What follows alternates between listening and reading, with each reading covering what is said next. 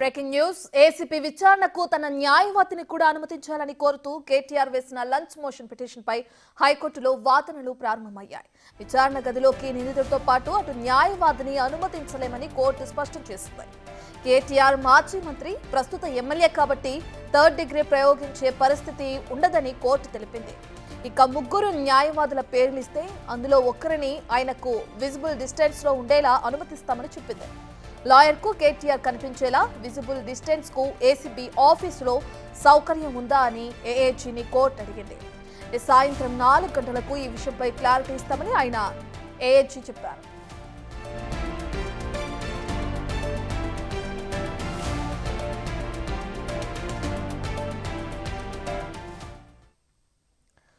ఇక పూర్తి డీటెయిల్స్ అందించడానికి మా ప్రతినిధి సురేష్ లైవ్ లో జాయిన్ అవుతున్నారు. రైట్ సురేష్, ఇప్పటికే చూసుకుంటే కేటీఆర్ విచారణకు సంబంధించి తన న్యాయవాదిని కూడా అనుమతించాలని చెప్పి ఏదైతే కేటీఆర్ లంచ్ మోషన్ పిటిషన్ వేశారో దానికి సంబంధించి ముగ్గురు న్యాయవాదుల పేర్లు చెప్పమంటుంది కోర్టు. ఎవరి పేర్లు తెప్పికొస్తున్నాయంటారు?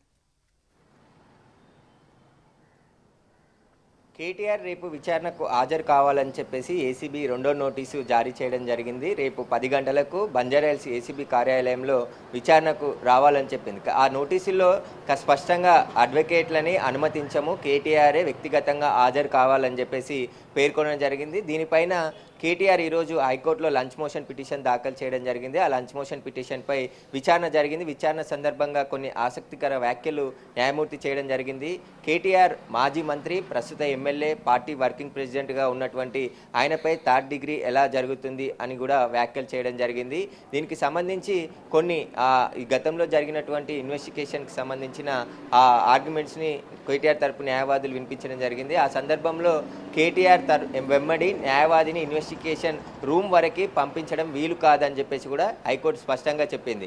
కానీ కేటీఆర్ విజిబుల్గా, ఎందుకంటే కేటీఆర్ని విచారించే సమయంలో ఆయన ఒకవేళ విజిబుల్గా కనిపించే ఏర్పాట్లుంటే అక్కడి వరకు కేటీఆర్ తరపు న్యాయవాదులను అనుమతిస్తాం, దీనికి సంబంధించి ముగ్గురు న్యాయవాదుల పేర్లు అందించండి అని చెప్పేసి కూడా హైకోర్టు కేటీఆర్ తరపు న్యాయవాదికి ఆదేశాలు జారీ చేయడం జరిగింది. ఇక ఏసీబీ కార్యాలయంలో కూడా కేటీఆర్ని విచారించే సందర్భంలో అలాంటి విజిబుల్కి సంబంధించిన ఏర్పాట్లు ఉన్నాయా లేదా అనేది విచారణ అధికారిని అడిగి చెప్పాలని చెప్పేసి కూడా హైకోర్టు అడ్వకేట్ జనరల్కి సూచన చేయడం జరిగింది. దీనిపై 4 గంటలకి కనుక్కొని చెప్తామని చెప్పడంతో 4 గంటలకి కేటీఆర్ పిటిషన్పై తీర్పు వెల్లడిస్తామని చెప్పేసి కూడా హైకోర్టు చెప్పడం జరిగింది. అయితే కేటీఆర్ను విచారించే సందర్భంలో విచారణ అధికారి కేటీఆర్ని ఎలాంటి క్వశ్చన్స్ అడుగుతున్నారో అవి వినబడకుండా దూరం నుంచి చూసే విధంగా ఏదైతే విజిబిలిటీకి సంబంధించిన వెసులుబాటు ఉంటే అక్కడి వరకు మాత్రమే అనుమతిస్తాం తప్ప కేటీఆర్ పక్కనే కూర్చొని విచారణ అధికారి అడిగే క్వశ్చన్స్ వినే విధంగా అడ్వకేట్కి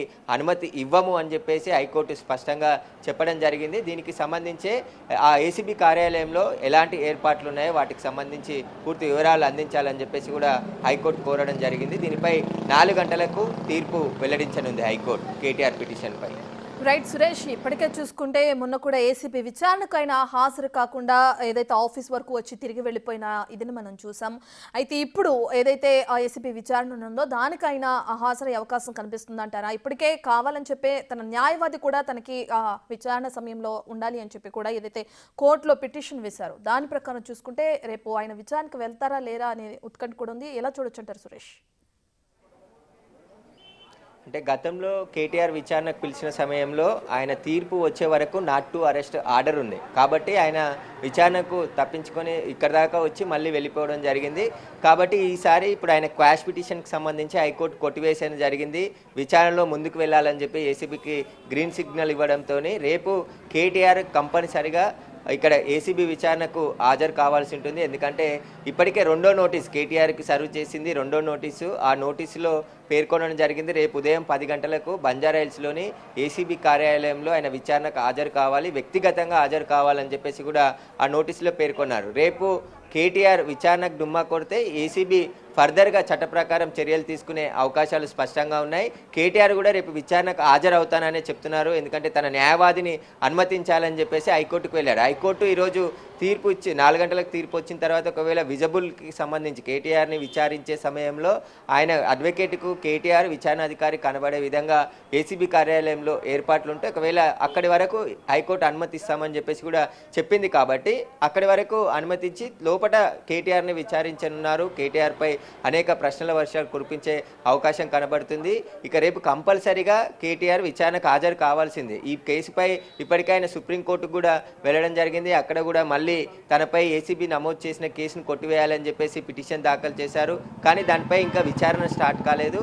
సుప్రీంకోర్టు ఇంకా ఎలాంటి డైరెక్షన్ ఇవ్వలేదు. కాబట్టి రేపు కేటీఆర్ తప్పనిసరిగా ఏసీబీ విచారణకు హాజరు కావాల్సి ఉంటుంది. ఒకవేళ లేని పక్షంలో ఏసీబీ తదుపరి చర్యలకు సిద్ధమయ్యే అవకాశం కనబడుతుంది. కాబట్టి ఆయన చట్ట ప్రకారం నడుచుకునే విధంగా రావాల్సి ఉంటుంది. ఎందుకంటే ఏసీబీ నోటీసులు జారీ చేసింది, చట్ట ప్రకారంగా ఈ కేసును విచారిస్తుంది. కాబట్టి ఆయన ఒకవేళ సహకరించకుంటే విచారణకు ఏసీబీ ఫర్దర్గా ఏసీబీలో చట్టం ఎలా ఉందో దాని ప్రకారం ముందుకు వెళ్ళే అవకాశాలు స్పష్టంగా కనబడుతున్నాయి. కాబట్టి ఇప్పుడు హైకోర్టు కూడా కేటీఆర్ని విచారించే విజిబిలిటీ వరకు అడ్వకేట్ని అనుమతిస్తాం ఒకరిని అని చెప్పింది. కాబట్టి ఇప్పుడు కేటీఆర్ తరపు న్యాయవాదులు 3 పేర్లని హైకోర్టుకు అందిస్తే అందులో ఒకరిని ఏసీబీ కార్యాలయానికి అనుమతిస్తారు. కానీ కేటీఆర్ దగ్గరే కూర్చునే విధంగా అనుమతించమని చెప్పి స్పష్టంగా హైకోర్టు చెప్పింది. కాబట్టి రేపు ఖచ్చితంగా ఆయన విచారణకు వస్తాడనే ఆయన తరపు మనుషులు చెప్తున్నారు. ఆయనకు సంబంధించిన అడ్వకేట్స్ కూడా విచారణకు హాజరవుతారనే చెప్తున్నారు. రేపు ఏసీబీ ప్రధాన కార్యాలయం అయినటువంటి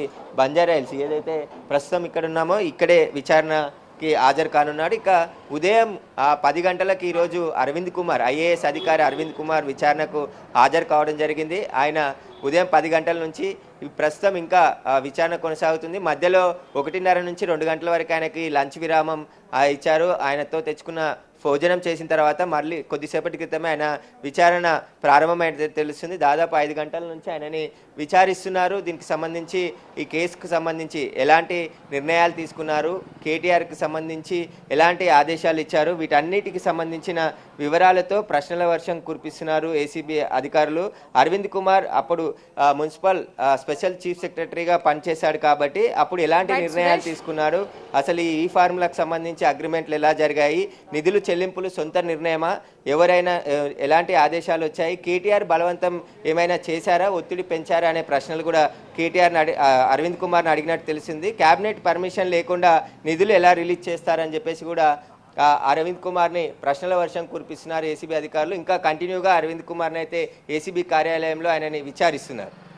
సురేష్, ఇప్పటికే చూసుకుంటే కేటీఆర్ మాజీ మంత్రి అలాగే ప్రస్తుత ఎమ్మెల్యే కాబట్టి 3rd డిగ్రీ ప్రయోగించే పరిస్థితి ఉండదని కోర్టు చెప్పింది. అయితే కోర్టు తీర్పులో 3rd డిగ్రీ అనే పదం వచ్చింది. అసలు ఎవరి అంశాన్ని కోర్టులో తెరపైకి తీసుకొచ్చారు, దానికి సంబంధించిన డీటెయిల్స్ అండి.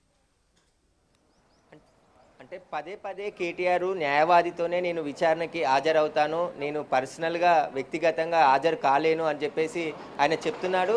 లంచ్ మోషన్ పిటిషన్లో అదే మెన్షన్ చేశారు. ఆయన తరపు న్యాయవాదులు కూడా న్యాయమూర్తి ముందు వాదనలు వినిపించారు. కాబట్టి న్యాయమూర్తే స్వయంగా ఈ వ్యాఖ్యలు చేయడం జరిగింది. అంటే కేటీఆర్కి అడ్వకేట్ని ఎందుకు అనుమతించాలి, కేటీఆర్ ఒక మాజీ మంత్రిగా ఉన్నాడు, ప్రస్తుత ఎమ్మెల్యేగా ఉన్నాడు, ఒక పార్టీకి వర్కింగ్ ప్రెసిడెంట్గా ఉన్నాడు, ఆయన మీద 3rd డిగ్రీ ఎలా జరుగుతుంది అని ఒక వ్యాఖ్య చేశాడు. అంటే దీన్ని చాలా సీరియస్గా తీసుకోవాలి. ఎందుకంటే కేటీఆర్ 3rd డిగ్రీ జరుగుతుందని విచారణకు అడ్వకేట్ని పిలుస్తున్నారా, లేదంటే ఎందుకు అడ్వకేట్ని కావాలని కోరుకుంటున్నారా అనే సందర్భంలో ఈ వ్యాఖ్య చేసినట్టు తెలుస్తుంది. ఖచ్చితంగా ఆయన విచారణకు హాజరు కావాల్సి ఉంటుంది. గతంలో నిందితుల తరపు అంటే కస్టడీ కోరినప్పుడు అడ్వకేట్ సమక్షంలో విచారణ చేయమని చెప్తుంటారు. కొన్ని కేసులకు పరిమితం. కానీ ఇక్కడ మొదటిసారి ఆయనకి నోటీస్ ఇచ్చారు. మొదటిసారి విచారణకు హాజరవుతున్న సందర్భంలో అడ్వకేట్ ఉంటేనే నేను విచారణకు వెళ్తానని కేటీఆర్ అనడం పట్ల కూడా హైకోర్టు అభిప్రాయపడినట్టు తెలుస్తుంది. దీనికి సంబంధించి 4 గంటలకు కేటీఆర్ వెంబడి రేపు అడ్వకేట్ని అనుమతిస్తారా లేదా అనేది స్పష్టమైన తీర్పు వచ్చే అవకాశం ఉంది. ఒకవేళ అనుమతించినా దాదాపు విజిబుల్ ఉండే వరకు మాత్రమే కేటీఆర్ న్యాయవాదిని అనుమతిస్తారు.